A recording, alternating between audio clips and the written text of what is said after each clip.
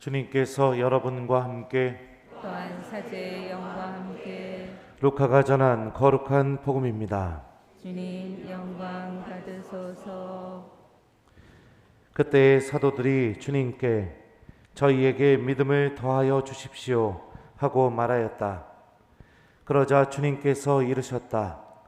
너희가 겨자씨 하나일 만한 한 믿음이라도 있으면 이 돌 무화과 나무더러 뽑혀서 바다에 심겨라 하더라도 그것이 너희에게 복종할 것이다.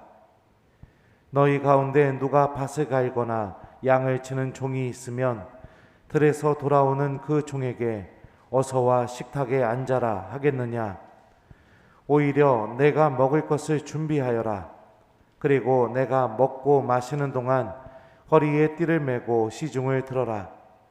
그런 다음에 먹고 마셔라 하지 않겠느냐? 종이 분부를 받은 대로 하였다고 해서 주인이 그에게 고마워하겠느냐?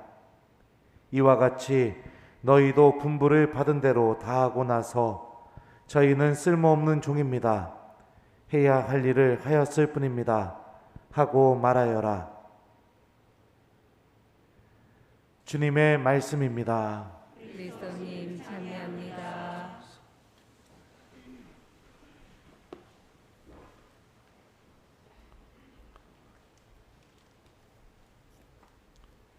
오소서 성령님, 저희는 쓸모없는 종입니다. 해야 할 일을 하였을 뿐입니다. 안녕하세요. 네, 우리 2층 안녕. 여기도 안녕. 성가대 안녕. 좋습니다. 우리 교우들 연휴인데도 이렇게 하느님 만나러 다 성당에 와가지고 이뻐 죽겠어요. 하느님께서 여러분들의 그 믿음을 바라보시면서 많이 축복해 주실 거라고 생각합니다. 오늘 복음 말씀을 보면 우리가 갖고 있는 믿음이 구원을 얻는 믿음, 그 다음에 하느님의 힘을 체험하는 믿음이 되어야 된다라는 것을 우리에게 알려줍니다. 실제로 예수님께서 병자들, 죄인들 만나셨을 때 복음서에서 보면요, 그 사람들 고쳐주시고 나서 또 죄를 용서해 주시고 나서 한결같이 공통적으로 하셨던 말씀이 있어요. 그게 어떤 말씀이냐면 딸아, 내 믿음이 너를 구원하였다 라고 이렇게 예수님이 말씀하셔요. 그러니까 우리가 갖고 있는 믿음이 나를 구원할 수 있는 힘을 지녀야 됩니다. 그거에 대한 오늘 말씀이에요. 어떻게 하면 내 믿음이 그렇게 될 수 있을까? 예수님께서 오늘 복음 전반부에 어떤 이야기를 하냐면 겨자씨 하나일 만한 믿음이라도 있으면 나무가 뽑혀서 바다에 빠져라 하면은 빠질 거라고 그렇게 말씀을 해주셨습니다. 저는 국민학교 때 이 말씀을 순수하게 믿어가지고 저희 집 마당에 있는 나무한테 명령해 본 적이 있어요. 바다에 빠져. 근데 나무가 안 뽑히더라고요. 그래서 어렸을 때 나 예수님 믿는데 왜 안 되지? 이렇게 혼자 생각했던 적이 있었습니다. 예수님이 어떤 이야기를 하고 싶어서 이 말씀을 하셨을까요? 우리가 믿음을 갖고 기적을 일으키는 사람들이 되고 바다에 나무가 바다에 빠지는 걸 사람들한테 보여주고 이런 사람들이 되게 하기 위해서 이 말을 하신 건 아니겠죠. 이 말씀 안에 담겨져 있는 예수님의 마음을 우리가 잘 생각해 봐야 됩니다. 나무가 뽑혀서 바다에 빠지는 것, 이거는 우리가 통상적으로 불가능한 일입니다. 겨자씨 하나일 만한 믿음이라도 있으면 내가 생각할 때, 내가 판단할 때 불가능하다고 여겨지는 일들이 가능하다는 것을 체험시켜준다. 이게 믿음이 갖고 있는 힘이라는 거죠. 내가 평상시에 불가능하다고 여겨졌던 것들, 예를 들면 어려운 사람들한테 내가 돈을 주거나 도움을 주는 거, 이거는 나는 그거에 대해서는 생각도 안 해봤고 할 마음도 없었고 어떻게 보면 나의 삶은 그런 거 하는 삶이 아니라고 생각했는데 내가 하느님에 대한 믿음 때문에 그 사람들에게 도움을 주고 관심을 갖게 된다면 불가능한 일이 가능한 일로 바뀌게 된 것이죠. 또 예를 들면 내가 자존심이 무진장 세요. 그래서 항상 배우자하고 싸울 때 소리만 지르고 내가 잘못했는데 내가 더 화내고 그렇게 아주 못되게 그렇게 살아가는 사람이었는데 하느님에 대한 믿음 때문에 어느 날 갑자기 배우자 앞에서 무릎 꿇고 여보 내가 미안해 잘못했어 나 좀 용서해줘. 만약에 이렇게 한다면 이것도 불가능한 일이 가능한 일이 되는 것이죠. 그렇게 해보셨나요? 해봤어요? 네, 그래요. 여러분들은 배우자들하고 아주 오손도손 사이좋게 지내고 있기 때문에 그렇게 해볼 필요가 없겠죠. 그러니까 믿음이 불가능하다는 것을 내가 가능하게 만들어주는 거, 내가 생각했을 때 할 수 없다고 생각하는 게 하느님에 대한 믿음 때문에 하게 만들어버리는 거. 이거에 대한 정확한 모범이 누구냐면 바로 성모님입니다. 성모님께서는 처녀이었는데 하느님이 너 아들을 낳을 거라고 했죠. 그러니까 성모님이 그렇게 물어보시죠. 전 남자를 알지 못하는데 어떻게 그런 일이 저에게 있을 수 있겠습니까? 그러니까 가브리엘 천사가 뭐라고 대답하죠? 하느님께는 불가능한 일이 없다. 그리고 그 믿음으로 하느님의 뜻을 받아들이게 되자 그 불가능하게 생각했던 일이 자신 안에서 온전히 가능한 일로 성모님께서 체험하셨죠. 그러니까 우리가 이런 믿음을 갖고 있어야 된다는 겁니다. 여러분들의 믿음이 여러분들을 바꿔놓는 일이 반드시 있어야 돼요. 나는 성당에만 왔다 갔다 하지 지금 내가 하느님을 믿고 있는 이 믿음이 나의 삶 안에서 아무것도 나를 바꿔놓지 못한다면 나는 성당 가서 기도하지만 집에 가면 여전히 나만 보고 평생을 살아온 내 부인을 무시하고 있다면 미안합니다 우리 형제님들 여전히 우리 자매님들 집에 가갖고 형제님들 때리고 있다면 바뀌는 게 없다면 그렇다면 내 믿음은요 나를 구원할 수 있는 힘을 갖고 있는 믿음이 아닌 겁니다. 내가 불가능하다고 생각되는 것들이 하느님에 대한 믿음 때문에 변화되고 바뀔 수 있는 그런 일들이 벌어져야 됩니다. 자, 그러면 어떻게 하면 그런 일들이 벌어질까? 오늘 일독서를 볼까요? 일독서에서 하박국 예언자가 하느님한테 이야기를 해요. 너무 부당합니다. 하느님 당신은 어디에 계십니까? 왜 이렇게 불의한 자들이 더 잘 살고 의인들은 고통받고 그래야 됩니까? 아무리 부르짖어도 왜 하느님 들어주시지 않습니까? 이렇게 울부짖는 상황입니다. 거기서 하느님께서 하박국 예언자에게 대답을 해주셔요. 그 대답이 뭐냐면은 제가 읽어드리겠습니다. 보라, 뻔뻔스러운 그의 정신은 바르지 않다. 그러나 의인은 성실함으로 산다. 하느님께서 대답하신 게 뭐냐면 의인, 하느님과 올바른 관계를 맺는 사람, 다시 말하면 나를 믿는 사람은 성실함으로 살고 있다라고 이렇게 대답해 주시는 거예요. 힘들고 어려운 일이 있다 하더라도 끝까지 하느님께 성실한 믿음을 드리는 거. 내가 성당 나오기 힘들면 그냥 안 가.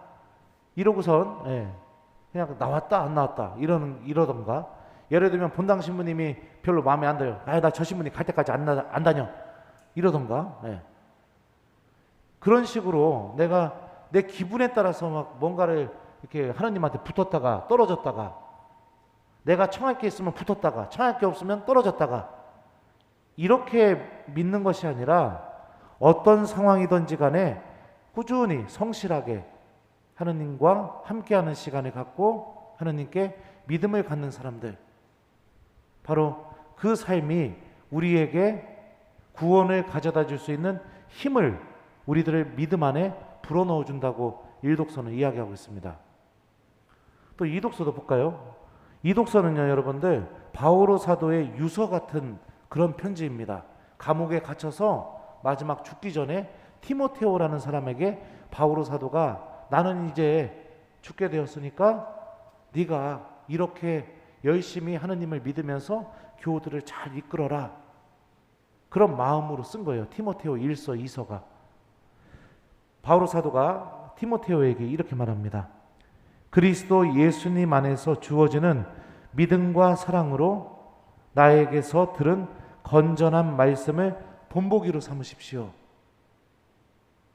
우리 안에 머무르시는 성령의 도움으로 그대가 맡은 그 훌륭한 것을 지키십시오.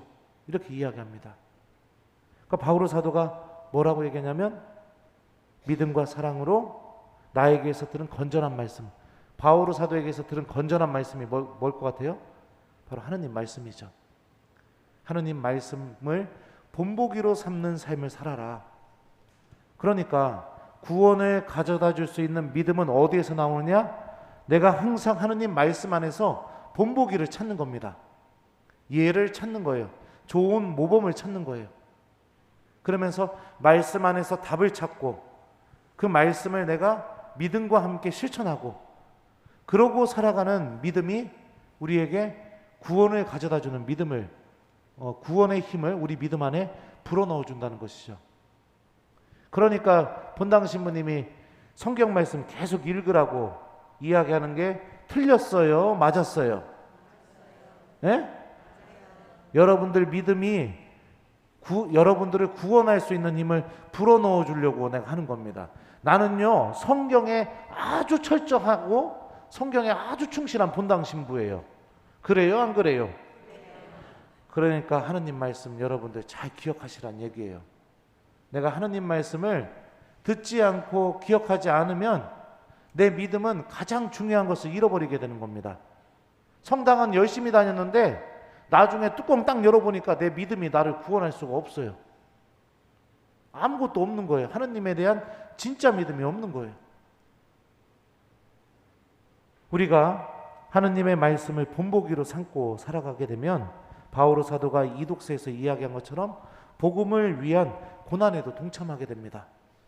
나는 싫지만 하느님의 말씀이 자꾸 내 마음속에다가 마음의 문을 두드리니까 내가 저 사람 미워하는데 용서하라는 말씀이 자꾸 내 마음을 두드리니까 내가 저 사람 무시하고 싶고 복수하고 싶은데 오른밤 맞으면 왼밤도 내밀으라는 그 말씀이 자꾸 내 마음을 두드리니까 그렇게 말씀 안에서 내 삶의 본보기를 찾고 그 본보기를 잘 실천하면서 살아가는 거, 이게 내 믿음의 구원의 힘이 보태어진다는 거 오늘 이 독서가 알려주고 있죠.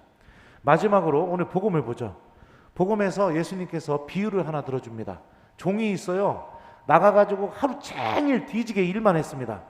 그러고서 들어왔는데 주인이 종한테 야, 너 죽도록 고생했지. 일로 와서 얼른 쉬어. 내가 밥 차려줄게.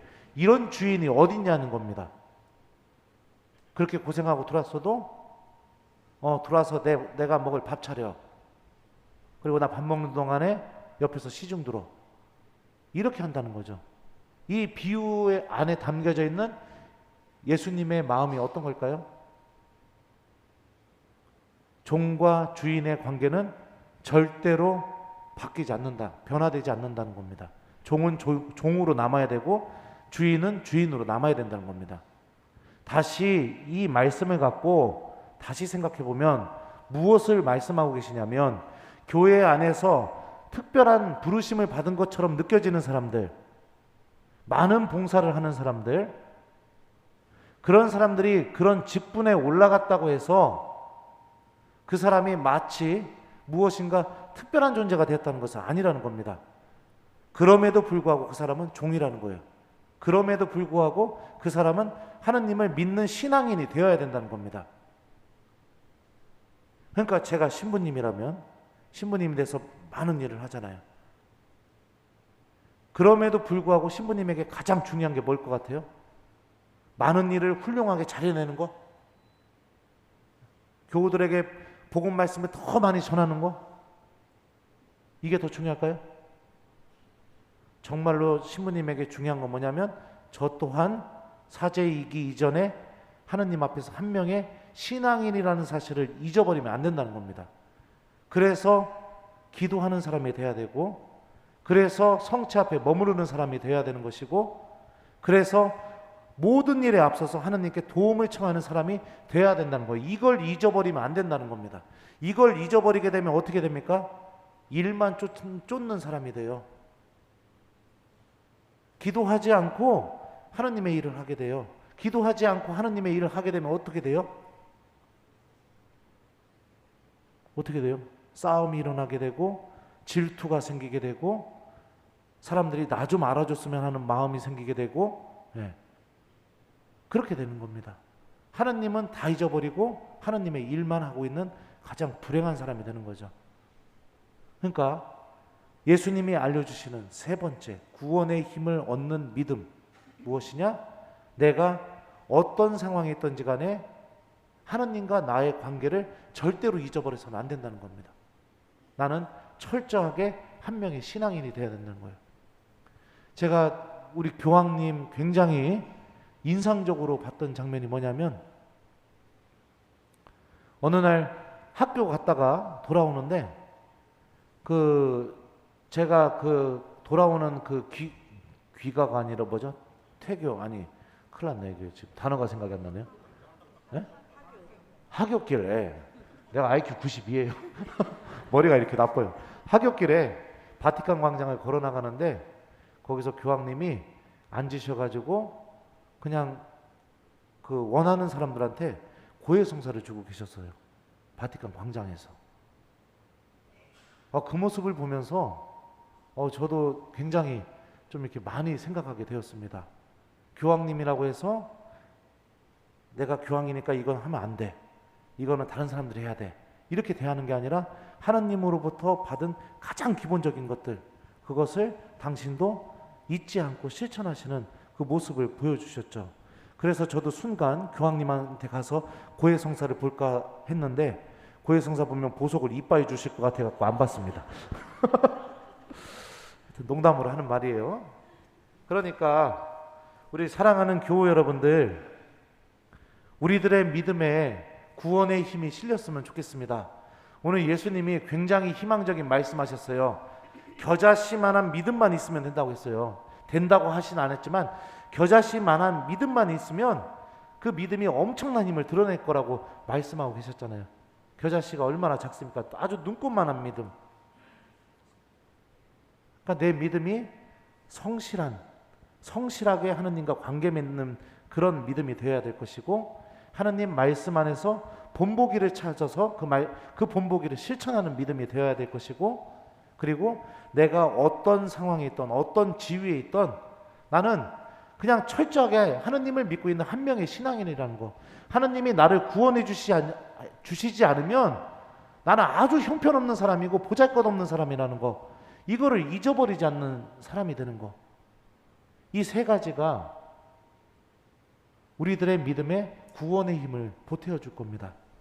그리고 예수님께서 복음서에서 말씀하셨던 것처럼 내 믿음이 너를 살렸다 라는 이 말씀의 주인공이 되게 해줄 겁니다.